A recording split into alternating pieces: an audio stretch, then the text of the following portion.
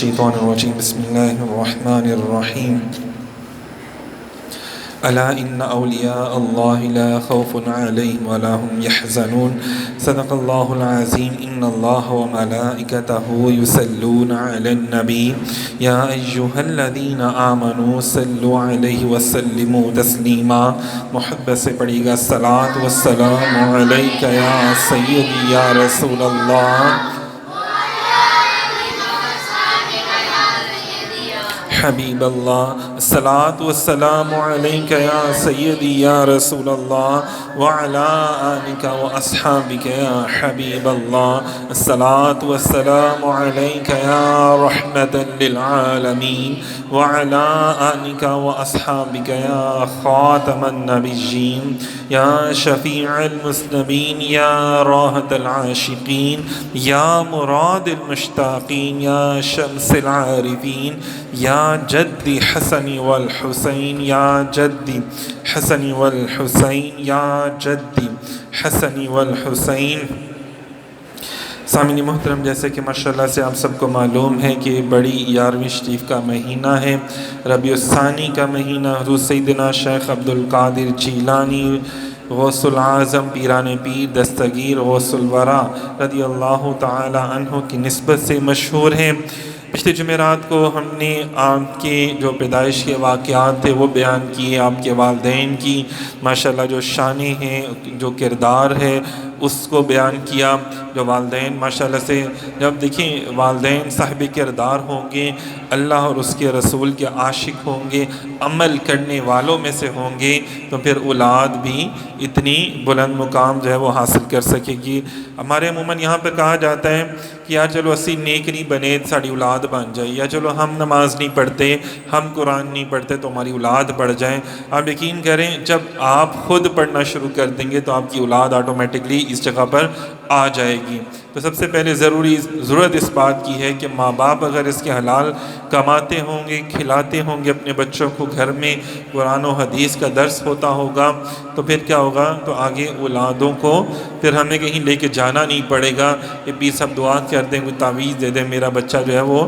انسان کا بچہ بن جائے، ذرا میرا بھی کہنا ماننا شروع کر دے۔ جب بچے کو پہلے پڑھا دیں گے وَبِالْوَالِدَيْنِ اِحْسَانًا کہ والدین پر تم نے احسان کرنا ہے، تم نے ان کی خدمت کرنی ہے، ماں باپ کو مسکرا کے دیکھ لینا ایک مقبول حج کا تمہیں ثواب دیا جائے گا، تو پھر آپ دیکھیں اولادیں خود بخود ہی با ادب ہو جائیں گی۔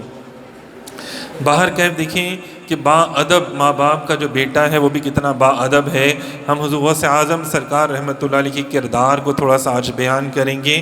کہ آپ جوانی کے عالم میں جب آپ بغداد شریف تشریف لے گئے تھے نا، 18 سال کی عمر میں تشریف لے گئے تھے آپ علم دین حاصل کرنے کے لیے، ماں نے بھیجا، تو جب وہاں پہ علم میں دین حاصل کر رہے ہیں آپ اندازہ کریں کہ ادب کے حوالے سے ایک چھوٹا سا واقعہ بیان کروں گا، اس کو ہے تو ماشاءاللہ کافی لمبا سا ایک واقعہ جو کتابوں میں آتا ہے، لیکن کیا ہوا کہ آپ ایک بزرگوں کا چرچا سنا کہ فلاں بزرگ ہیں، وہ صاحب کشف ہیں اور اللہ نے ان کو روحانیت سے بہت نوازا ہے، بڑے ان کے معاملات ہیں، کرامات ہیں، تو آپ ان کی زیارت کرنے کے لیے تشریف لے گئے، ان کی زیارت کرنے کے لیے، کیونکہ اللہ پاک کا قرآن پاک میں بھی حکم ہے نا کہ اللہ کے نیک بندوں کے پاس جایا کرو، سچوں کے پاس جایا کرو، انعام یافتہ لوگوں کے پاس جایا کرو۔ تو کیا ہوا، آپ ان کی زیارت کرنے کے لیے آپ ان کے پاس تشریف لے گئے نا، تو رستے میں 2 لوگ آپ سے ملے، پوچھا کہاں جا رہے ہو عبدالقادر، انہوں نے کہا جناب ایسے فلاں اللہ کے ولی اس شہر میں تشریف لائے ہوئے ہیں، تو میری بڑی خواہش ہے کہ میں ان کی زیارت کروں، تو اس کے لیے میں جا رہا ہوں۔ تو انہوں نے کہا اچھا چلو ہم بھی چلتے ہیں، تو ایک نے کہا دیکھتے ہیں کتنا بڑا پیر ہے، اسی بھی چیک کرنے انہوں چیک کرنے کے لیے کیا نا، اور دوسرا بندہ جو تھا اس نے کہا کہ جیسے اکثر لوگوں کا ہوتا ہے نا، ان کو اپنے علم بڑا ناز ہوتا ہے، بڑا غرور اور تکبر آ جاتا ہے اپنے علم پر، تو کہا جاتا ہے نا کہ ایسے علم پر بھی لعنت ہے، یا ایسے علم سے بہتر ہے بندہ جاہل رہے کہ جو اس کو غرور اور تکبر کی طرف لے جائے۔ تو بہرحال وہ اس کے اندر غرور اور تکبر تھا، اس نے کہا دیکھتے ہیں نا پیر صاحب کو میرے سوالوں کا جواب آتا بھی کہ نہیں آتا، کہ کتنا علم رکھتا ہے پیر۔ خیر جب آپ وہاں پہ گئے، اب وہ صاحب نظر پیر تھے، صاحب نظر اور اللہ کے سچے پیر تھے، تو انہوں نے ان دونوں کو دیکھتے ساتھ، اب یہ راستے میں باتیں ہو رہی ہیں، آپ نے وہاں پہ پہنچے جب غوث پاک کے ساتھ وہ دونوں، تو انہوں نے کہا کہ دیکھو تم راستے میں یہ باتیں کر رہے تھے، اور کہا کہ تمہیں پتہ ہے کہ تم اپنے آپ کو بڑا علم والا سمجھتے ہو، تمہاری موت تو کافر ہو کے ہوگی. اور دوسرے کو کہا کہ تمہاری موت مرتد ہو کر ہوگی. اور ایسے ہی ہوا کہ جب دونوں مرے تو دونوں حالانکہ اپنے آپ کو عالم کہتے تھے بڑا، لیکن دونوں ہی جب مرے تو بے ایمان ہو کے مرے. ایک بندے کو کسی عیسائی کرسچن لڑکی سے محبت ہو گئی اور اس نے مسلمان چھوڑ کے عیسائی مذہب کو قبول کر لیا، تو مرتے وقت اسے کلمہ بھی نصیب نہیں ہوا اور اس کو سارا علم دین بھول گیا. دوسرے کے ساتھ بھی ایسے معاملہ ہوا، لیکن حضور غوث پاک سرکار تو آئے تھے وہاں پہ ایک اللہ کے ولی کی زیارت کرنے کے لیے، با ادب ہو کر آئے تھے، با وضو ہو کر آئے تھے. تو انہوں نے کہا بیٹا تم جو وہ ادب سے آئے ہو، تم اللہ کی رضا حاصل کرنے کے لیے آئے ہو، اور تمہیں پتہ ہے کہ اللہ تعالیٰ نے تمہیں کتنا مقام عطا فرمایا کہ میں اپنی باطن کی نگاہ سے دیکھ رہا ہوں کہ اللہ تعالیٰ تمہیں یہ مقام عطا فرمائے گا کہ تمام اولیاء کی گردنیں تمہارے آگے جھکی ہوں گی. ایک وقت وہ آئے گا کہ تمام اولیاء اللہ کی گردنیں تمہارے اندر جھکی ہوں گی، تمہارے سامنے جھکی ہوں گی، اور تم اولیاء کے سردار بنو گے، اللہ تعالیٰ تمہیں بنائے گا. تو اب دیکھیں جو باادب ہوتا ہے نا وہی بڑے نصیبوں والا ہوتا ہے، اور جو بے ادب ہوتا ہے اس کو ملتا ککھ نہیں ہے، اس کو کچھ بھی نہیں ملتا. آپ اندازہ کریں جو اس دور میں تعلیم حاصل کرنا بڑا مشکل تھا. آپ نے تو لاسٹ ٹائم جو ہم نے واقعہ سنایا تھا آپ کو کہ جو والدہ نے پیسے دیے تھے وہ تو چوروں کے پاس ایسے ہوئے تو انہوں نے واپس کیا، لیکن جب آپ مدرسے میں پڑھنے کے لیے آئے جو غریب طلباء تھے ان میں وہ سارے آپ نے بانٹ دیے وہ پیسے. اب جب کیا ہوتا تھا کہ اس دور میں بھی لوگ جو ہیں کیا اسے کہتے ہیں مدارس کو صدقہ و خیرات اور زکوٰۃ بھیجا کرتے تھے، لیکن آپ سید زادے بھی تھے اور اللہ کے فقیر بھی تھے. پھر جب جس کو بھیک مانگنے کی عادت پڑ جاتی ہے نا وہ کبھی کسی کے سامنے حق سچ بات بیان نہیں کر سکتا. تو کیا ہوا آپ نے کبھی کسی کے سامنے بھیک نہیں مانگی، کتنے دن بھوکے پیاسے رہ کر تعلیم حاصل کی، بھوکے پیاسے رہ کے. جب پتہ چلتا تھا نا یار مدرسے میں جو آج جو روٹی پکی ہے وہ صدقہ و خیرات کی ہے تو آپ نہیں کھاتے تھے. ہاں اگر کوئی ہدیہ یا تحفتاً لے آتا تھا تو کھا لیتے تھے، لیکن وہ بھی کوئی لے کر آتا. ہمارے یہاں پہ ایک بن گیا ہوا نا ہم مدارس میں بچوں کی خدمت نہیں کرتے ہیں، جو سب کچھ چھوڑ کے دین کی علم حاصل کرنے کے لیے اپنے گھروں سے نکلتے ہیں، ہم ان کی خدمت نہیں کرتے. لیکن جنہوں نے بعد میں آ کے ہمیں دین علم سکھانا ہے یہ ہم ان کی تو بڑی خدمتیں کر رہے ہوتے ہیں. ان کے اسکول اور کالجوں میں ہزاروں لاکھوں روپیہ فیسیں بھی بھر رہے ہوتے ہیں جن کو ادب کا نہیں ہوتا. بہرحال بہت سی بات آگے نکل جائے گی، لیکن ادب کی بات ہے کہ اس دور میں اتنی مشکلوں سے علم حاصل کیا جاتا تھا اور آپ نے علم حاصل کیا. کتنے سال آپ نے علم حاصل کیا اور اس کے بعد پھر آپ بغداد کی مسجد میں بیٹھے، جامعہ مسجد میں بیٹھے، اور اللہ تعالیٰ نے اتنا کرم کیا کہ خود نبی پاک صلی اللہ علیہ وسلم تشریف لے کر آئے. جب آپ مسجد میں بیٹھے نا تو آپ بیان نہیں کرتے تھے شروع میں نا، کیونکہ آپ اجمی تھے، مطلب غیر عربی تھے. عراق میں زیادہ تر لوگ، آپ ایران سے تشریف لے کر آئے تھے، ایران جو ہے وہاں پہ فارسی بولی جاتی ہے، اور عراق میں کیا تھا کہ عرب کے چونکہ ساتھ ہی ہے تو وہاں پہ عربی زیادہ اس دور میں بولی جاتی تھی. آج بھی خیر وہاں پہ ویسے عربی زبان ہی بولی جاتی ہے. تو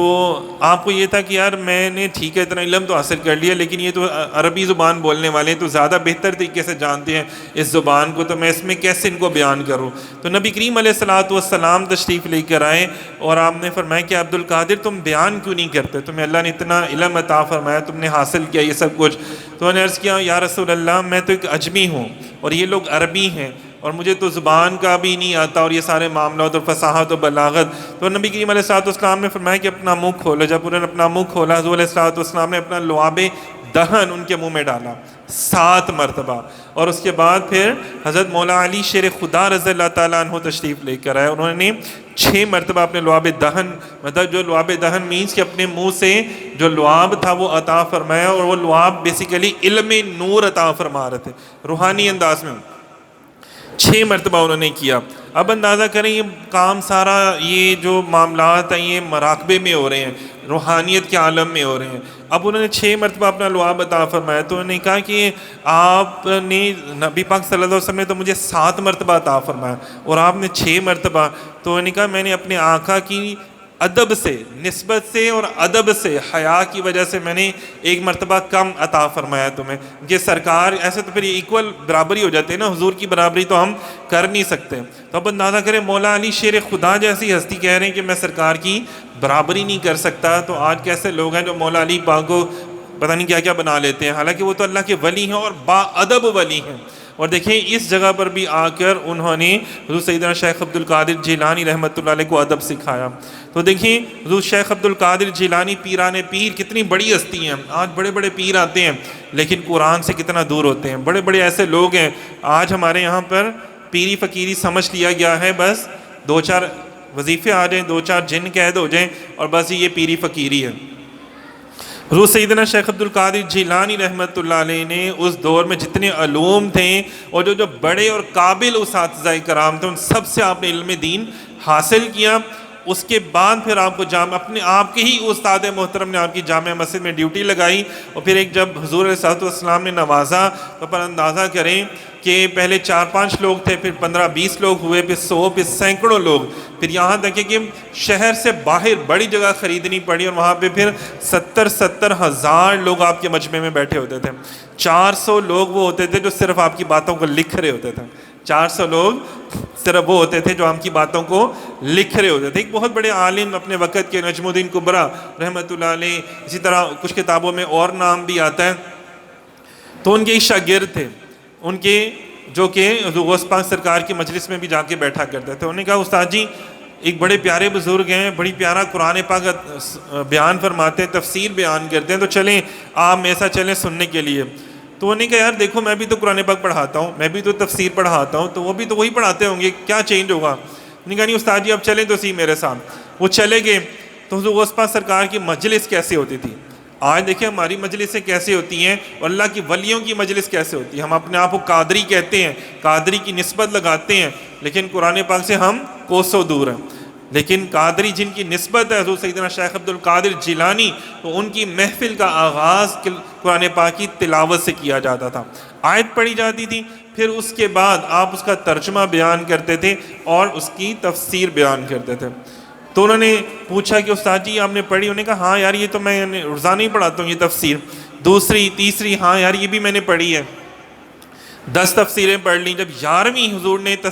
تفسیر بیان کی فرمایا یہ میرے علم سے باہر ہے، یہ تو میں نے کبھی اس آیت کے بارے میں یہ تفسیر تو میں نے سنی نہیں تھی۔ پھر کرتے کرتے کرتے کرتے انہوں نے 40 تفاسیر بیان کر دی۔ حضور سیدنا شیخ عبد القادر جیلانی رحمۃ اللہ علیہ وہ ہستی ہیں ایک آیت کی 40 تفاسیر بیان کر کے آپ نے فرمایا لوگوں یہ کال کا علم تھا، آؤ اب حال کے علم کی طرف چلتے ہیں۔ پھر وہ کیا ہوا کہ یہ علم ظاہری علم بند کیا، ابھی ظاہری علم کا یہ عالم ہے، اندازہ کر لیں۔ پھر جب باطن کا علم بیان شروع کیا، جیسے ہم یہ ذکر کرتے ہیں نا یہ اللہ کا، لا الہ الا اللہ کا، اللہ کا، تو یہ غوث پاک سرکار کی نسبت ہے۔ تو اس کے بعد پھر ذکر الہی کے ظاہر کو پاک کیا، اس کے بعد